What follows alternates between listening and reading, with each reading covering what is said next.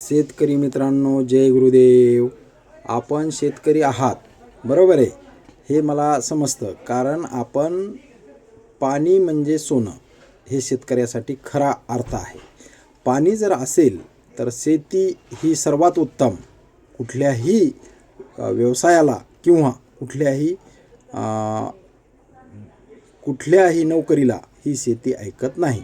त्यामुळे आपण काय करायचं, पहिले शेती करायची. शेती करणे म्हणजे एक मोठा पाण्याचा सोर्स लागतो. मग त्यासाठी काय करायचं आपण, मग त्यासाठी जलतारा प्रकल्प हा निश्चित आपल्या शेतामध्ये राबवायचा आहे. तर आपण कसा राबवायचा, ज्या ठिकाणी आपल्या 1 एकराचा उतार येतो त्या ठिकाणी 4x4 आणि खोली 6 फूट असा खड्डा घ्यायचा आहे.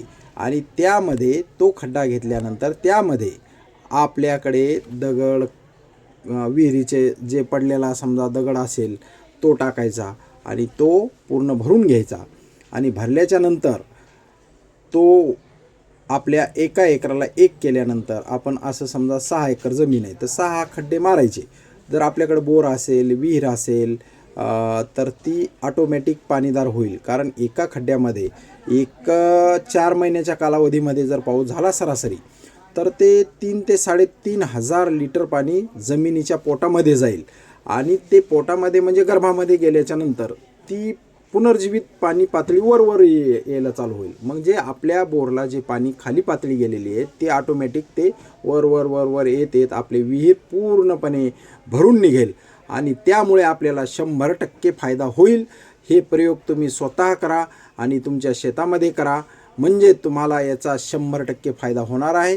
तरी सर्वांनी या गोष्टीचा निश्चित फायदा घ्या. कारण आपल्याकडे बोर असेल, आपल्याकडे विहीर असेल, आपल्याकडे समजा धरण नसेल किंवा पाटबंधारे नसेल तरी चालतं. फक्त आपल्याकडे हे एकच पर्याय त्याला आहे, जलतारा प्रकल्प. म्हणजे आपण खड्डे मारून त्यामध्ये दगड टाकायचा आणि दगड तो पण आपली शेती काहीच वेस्ट जात नाही. कारण लोकांची 20-20, 30-30 गुंठे अशी पाण्यामध्ये जाते, तर ती पाण्यामध्ये घालायची गरज नाही.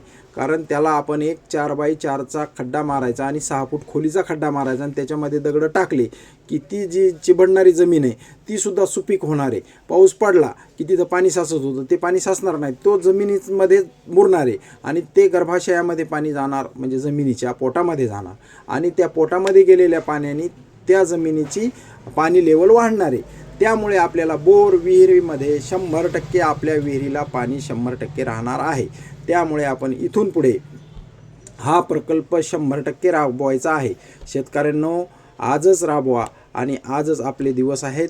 आणि आपल्या शेतामध्ये पाणीदार जर बनायचं असेल, जर शेती परिपूर्णवर लक्ष द्यायचं असेल आणि पैसे कमवायचे असतील तर हे आपण लक्षात ठेवा.